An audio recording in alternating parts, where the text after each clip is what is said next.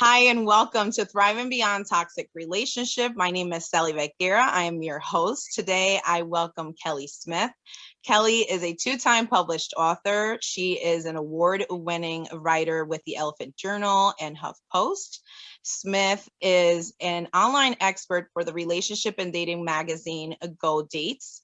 Her published books include Signs in the Rearview Mirror, Leaving a Toxic Relationship Behind, as well as Out of the Darkness, where she expresses her own healing process after a difficult relationship. Smith has now combined her two passions, relationship coaching and writing, into two amazing podcasts, Let's Get Wicked Deep and Writing Away with Kelly. And with that, I welcome Kelly. How are you today? Thank you so much for inviting me to this today. You are gorgeous. Let's just get that out because everyone is thinking it right now. So I'm so happy to be here with you today. Thriving. Have you. Yeah, like thriving after a toxic relationship is the goal, right? Something that we're all looking forward to, like when we're in something. So thank you so much for having me here. I really appreciate it. No, I thank you for being here with us and sharing your experience so openly. So diving deep into thriving, if you would like to share what your wisdom would be when it comes to that, we could start with during that time period, how did you feel? What was your mindset? What was the experience for you? So the experience being in the toxic abusive relationship was not fun. It wasn't easy. It was if you want to like kind of think about it in this way, it's like while you're going through something that's painful and dreadful, we don't always acknowledge and recognize that it's painful and dreadful. We kind of get used to it. We get numb. We feel like this is just who we are now. So the things that made us happy don't really make us happy anymore. The things that made us, upset now upset us 10 times more. We're focused less on our kids, our friends, our family, and we're focused mainly on the person that we're in this relationship with. So we focus, in a sense, it's like trying to be 10 steps ahead of them in order to make it so you're not going to be yelled at, or you're not going to get in trouble. As grown women and grown men, because men are in these relationships too, we are preventing ourselves from getting in trouble. And it's a scary sort of thing. So while I was in this relationship, it was uncomfortable. It felt as if there was something on my chest every day, but I got comfortable with it. So at some point I stopped feeling the uncomfortableness and the pain and sort of just embraced it and accepted it as, I love this person. This is who this person is. So let me just keep working toward making them better. But as we make them better, which they never will be, we make ourselves worse. Yes. So one day we wake up and the kids don't want to be around us anymore. Our friends are kind of gone. Our family doesn't want to talk to us anymore because we're all consumed with this relationship that we're bringing it to everyone around us, and people get sick of it. Mm-hmm. Absolutely. Absolutely. And I really can relate to and really hear you when you say you really do give your all and you don't realize it. It's almost like we're unaware of it. We're just continue to give. It's almost like we're trying to prove ourselves to someone that can't really see who we are and in reality can't really value us because in all honesty, we're not valuing ourselves, right? Right. Mm-hmm. Right. We're not, because it was like taken away from us. Like when I was in this relationship in particular, my ex-husband said to me, where is the Kelly I knew? Where is that badass that would never let anyone do anything to her? And I looked at him and I was like, I don't know. I think she's gone. And that used to be like the saddest thing, because before I got into this relationship, I was strong. I was independent. I was okay. I could handle myself. And then all of a sudden I'm in this thing and I turn into this like mush of a person with no voice. I had no voice. I had no eyes, no ears. I was able to be seen, but not heard, and seen only if I was wearing certain things. And you just get used to that. You get used to like getting in trouble for wearing a t-shirt. Or can you imagine, which you probably can, being a grown woman and looking at your outfits and saying, what can I wear and what can't I wear? Because if you wear the wrong thing, it's game over and you will never recover from that. And it'll be thrown in your face for years to come. And you really have to double, triple think about how these jeans will fit, Or will another man notice how my chest looks in a somewhat baggy t-shirt? Because if that man notices, ooh, you are in a world of hurt. And it's, And Mhm. it gets to a point where you don't even want to be seen. You You don't. don't. You don't. Yeah. You end up staying home. You end up just Mhm. being good, sitting on your couch, wearing stuff in the event that he may call you or show up, or come home early and you're wearing something that he doesn't like. And it's then you will be in a lot of trouble. So you stop seeing your friends, you stop going out, you don't do the things you normally did because it's easier, believe it or not, to give up Mhm. you as a human than it Yes. is to deal with the repercussions. But then when we think about it, and when people hear this, when people hear this is what I experienced, they look at you like you have 10 heads. Like, Yeah. why wouldn't you just leave? Well, let me take you down that road of why I wouldn't just leave, because Yes. it's a road that's filled with so many nooks and crannies. There's so many moving parts to it. And if you don't understand like how these men and women work and how the gaslighting and the manipulation can actually work every day, all day, Hmm. you'll never understand why someone didn't just leave. We have fear of leaving because you may, oddly enough, get killed. And that's a real fear. I remember after my toxic relationship ended, I woke up a couple times in the middle of the night and he was in my bedroom. Mm. And I'm just like, and then sleeping after the relationship was over was difficult because I never knew when he was going to show up. So I moved. And I was like, and that's what this looks like. We don't know. We are afraid because we don't know who we are. They beat us down so much that we feel like nobody will ever love us. We are afraid of Yes. getting physically hurt or stalked or worse, which is death. And that's not uncommon that this happens, that you won't survive this relationship that you got into thinking this was a normal human being. Yes. You begin to start really, really deeply owning the identity of being worthless. Absolutely Yes, worthless. you Yes. embrace it, you accept it, and you live it every day. Because if there's a little crack where happiness comes out, oh, they're gonna seal that up real quick, Hmm. and you'll be punished for that. And it really takes for you to know enough, right? Enough, really see the problem, really start picking up the signs of, what is gaslighting, or what is a narcissist, or what is a manipulating person or an abusive person, right? You have to, it gets to a point where you have to look at what's obvious right in front of you, and you have no choice but to look into that. And then once you do, that's when you're able to ask yourself the question, right? What about you? So I want to ask you, when did that moment arrive in your journey? What was it that triggered for you to finally say, what about Kelly? And see that.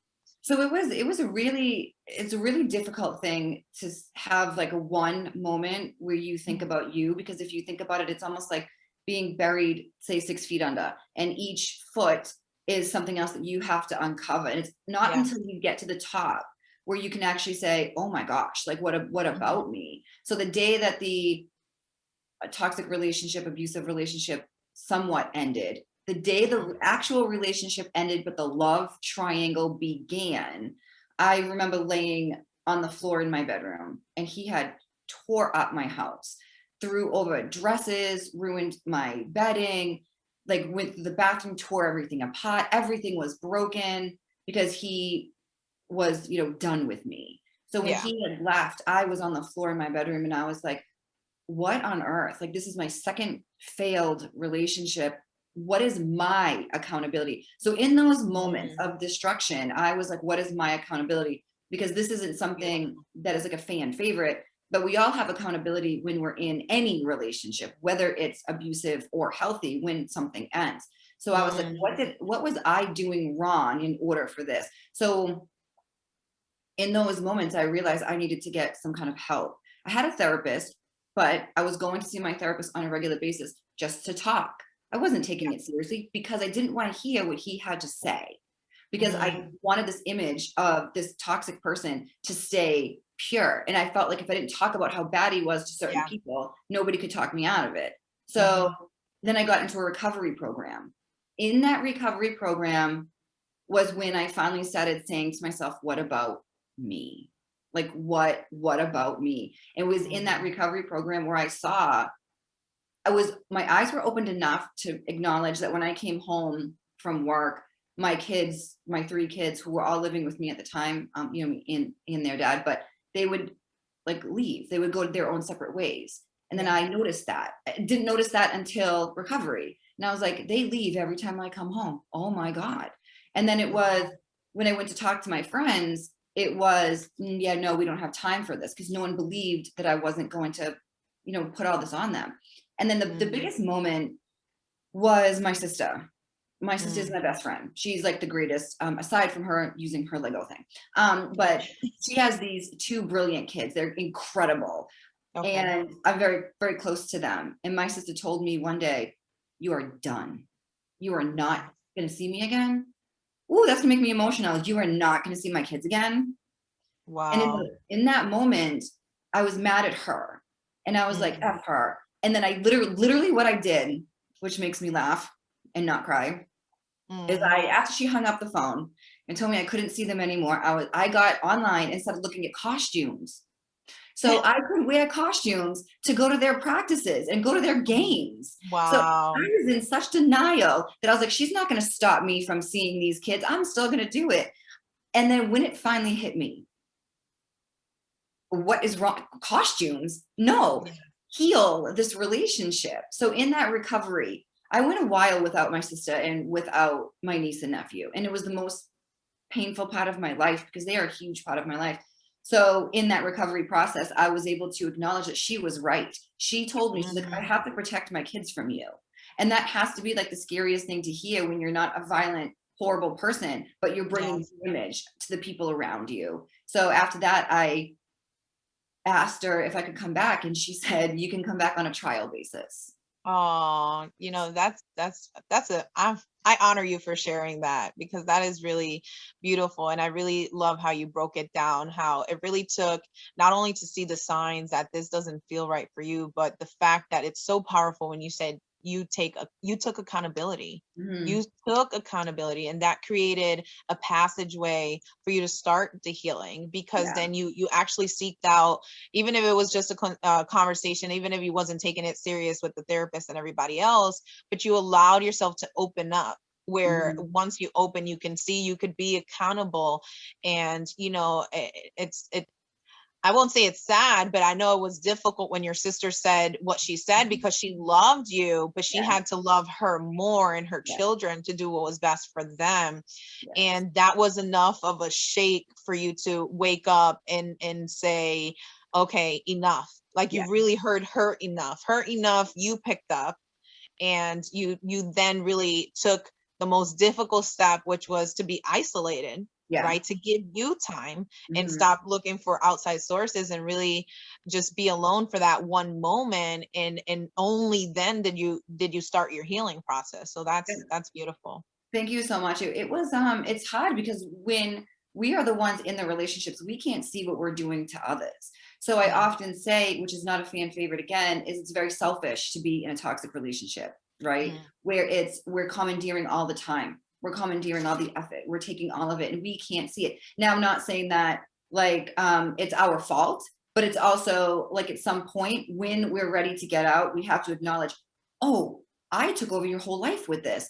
Let me see yeah. how I can fix it. So that's where like this man or woman did X, Y, and Z, and now we have to clean up a mess in a sense Hmm. we didn't make. Yeah. So, and that was my accountability to my sister. So after I got my sister back on my trial basis, and I worked really hard to get that back, and now we're best friends again, and it's the best, Beautiful. and I'm so happy. But then I had to work on my brother, then I had to work Oh, on my friends, and then I had yes. to work on the other people. So I live in Austin. I'm originally from Boston, Massachusetts. So at one point I got on a plane and I spent a couple weeks on tour Mm, asking for forgiveness to my friends and family that I hurt throughout this process. wow. And they all accepted me back, no problem. And since then, I haven't been in a toxic relationship. So it's been great. And they're a great support system because I acknowledged that I was wrong. I actually healed while healing in, a very good amount in order to earn things back from them. So it wasn't easy to face my brother. It wasn't easy to face my sister, but I did it because I knew I had to. And because these relationships were so valuable to me that I wanted to keep them. I have 2 nieces and 2 nephews, and if I wasn't able to have them in my life, Yes. I don't know how that would look. And of course, my siblings are amazing as well, but it was definitely difficult. I have a question. When you went through, each family and, family member and friend, and you asked for their forgiveness, was part of your process also forgiving yourself as you went along? It was, and there were some things that I can't forgive myself for, but struggle to forgive myself with. So with my sister, I feel okay. With my brother, I feel okay now. With my kids, Hmm. very different situation because, you know, I'm a mom, obviously, and we're very protective of our kids. But when we're in these situations, we can't see what we're doing to our kids. We Yeah. can't see what they're missing and what they're lacking. And when the fog cleared and I saw my 3 kids with their brown eyes just looking at me, Mm. I don't know. I don't know. I work on it all the time. So it's not that I'm not working on it, but I'm working on it to forgive myself for putting Mhm. them in certain situations. Kids should never ever have to pick their mom up off the floor. Yeah. They shouldn't. And that is in my first book that I wrote, Signs in the Review Mirror, Leaving a Toxic Relationship Behind. I wrote about that. I hate that chapter because Oh, it brings back so much. But the best apology is changed behavior. So now I do what I do essentially for my kids to mhm, say, this is where I messed up, but this is what I'm doing for accountability. And I'm going to try to help other people to realize that it's not fair to mhm. not acknowledge our kids. But like I said before, it's not our fault. Like it's Yeah. not like we chose to do this. It's the manipulation, the love bombing, the gaslighting Yeah. that turns us into something different. But when you realize it's happening, it's your responsibility to get out and heal it. Mhm. So I can connect with that as well. It becomes where you feel guilty or shame of the type of parent that you are during that time frame, but it really takes for you to find the compassion in yourself and realize that if you really truly could have done better, you would have done better, and Yes. really understand that you did your best because you were in survival mode, Yes.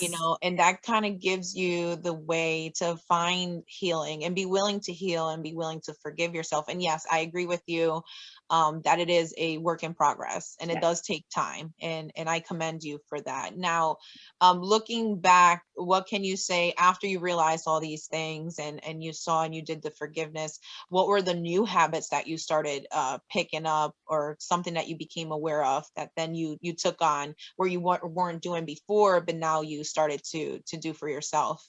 If you I could think think. with the things that I kind of picked up, I learned a lot in my recovery program.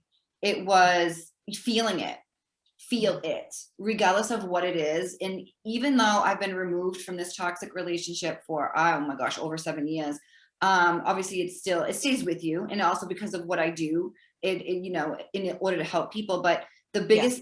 biggest takeaway I recognize is to feel it and to Feel. listen to that gut. Mhm. So that's like the biggest thing. And it's like you have to feel whatever it is, even if it's with your friends, hurt your feelings, feel it, don't react to it. Feel Mhm. it, and then heal it. So that was one of the biggest things. And then with the healing process is it's one day at a time. Yes. It's one situation at a time. It's knowing what you want, learning. This is a big one. Mm. Learning to use the word no. Oof. Yes. That was the Boundaries. biggest thing. Yes. And every time I say no, I get giddy. I'm like, oh, I just did it. And, in the beginning, it was I would call my therapist or send him a text message because at one point I did start using my therapy for actual therapy. And he said Of to me course. on that day, he's like, welcome. He's like, you finally showed up. And I've been seeing this man for over 10 years consistently. So, and Wow. he's like, finally, here you are. And I'm like, yes, here I am. So when I would have a breakthrough, a victory of saying no to someone, even if it's like, do you want to go out to get pizza? No. And Mhm. they're like, okay, thanks. Because it's scary to say no because you don't, in Yeah. those relationships, if you said no, ooh, your head would come off.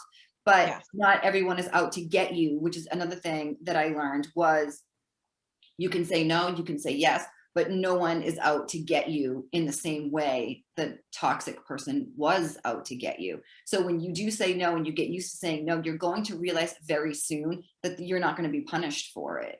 Yes. That no one's gonna like, yell at you or stop talking to you or hit you or any of those things because you can say no. So that was the biggest, most exciting thing with that. And then learning how to make decisions on my own where I get to make it goes from, oh, I want to make decisions to, oh no, now I have to make decisions.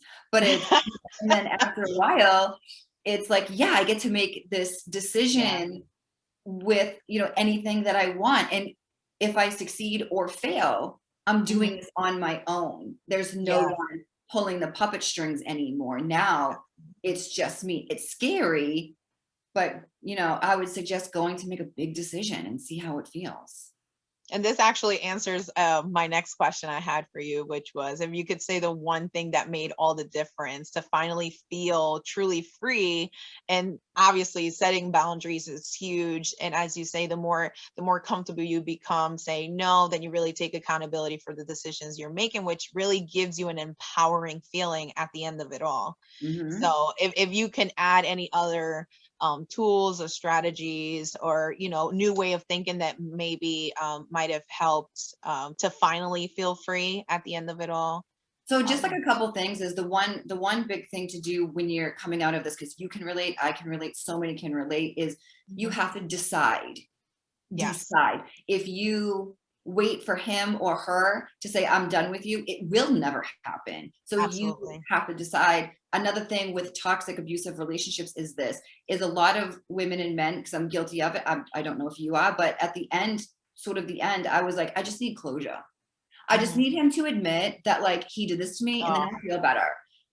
No, they're not no. going to admit anything. So closure in this situation is something you decide. It's not Hmm. something you get, it's something you decide, where you have to be the one that's like, I'm done. Like, I'm not Yes. doing this. And then rely on that support system. Sometimes you have it, other times you don't. But if you find Mhm. yourself in a situation where you don't have a support system, call me. I will help you to be a support system. But it's trying to set that up and saying to some people, "Hey, I'm about to leave," but they won't believe you Oh because we've yeah. done this. It's revving our Hmm. engine a couple times, but when you're ready to go, it's deciding that it's time to go, and then it's deciding that you have closure, because you will never get closure from a person like that because they don't believe what they Yeah. did to you is true. Yes, absolutely. I agree with that. That's huge. Everything you just said. Absolutely. The decision is key. That's everything.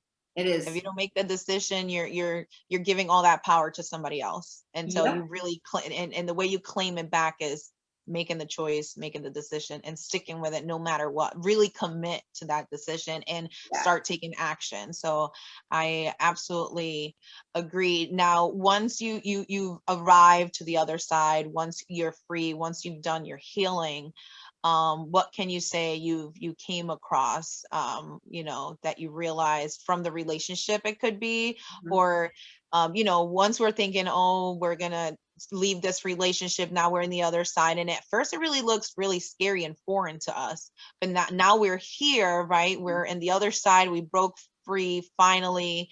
What can you say? Was it as scary as you first thought of, or how are you feeling now, or the time shortly after everything was said and done? You make the choice, you committed, and once he really got that message. So I compare the decision to leave almost the same thing as, say, a bride, right? Who is spending a year every day, all day planning her wedding. The wedding Mm, happens, she's super happy. The next day, she feels empty AF. She feels oh, useless. What have I been doing? There's no more chaos.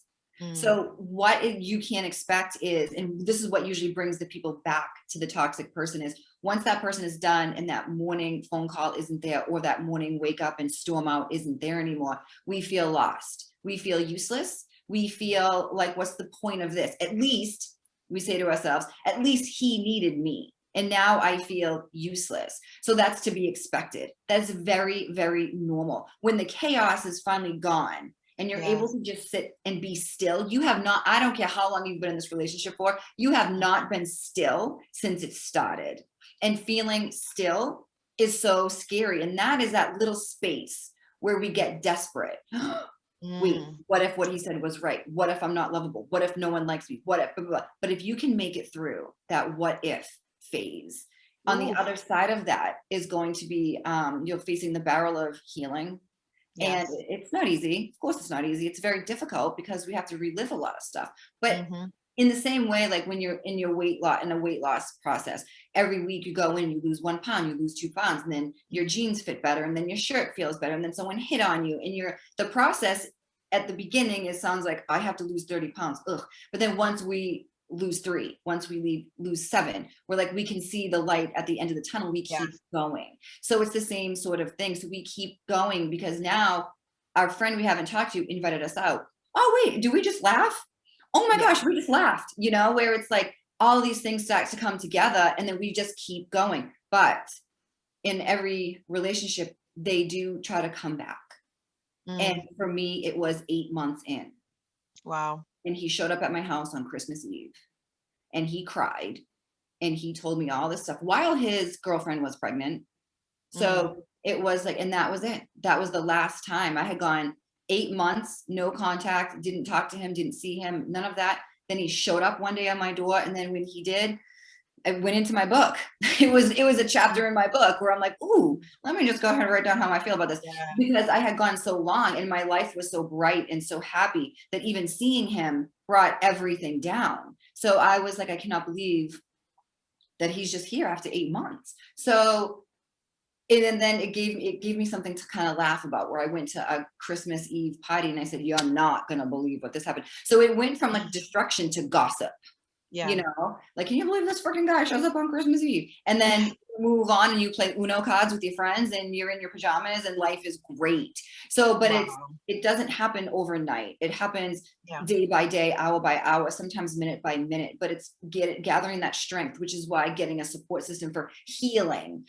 And if we get into a support system where people just start talking about our toxic exes, then you stay there. Yeah. And we need to get a support system where it's like, no, let's Yeah. heal, let's do this, let's do that.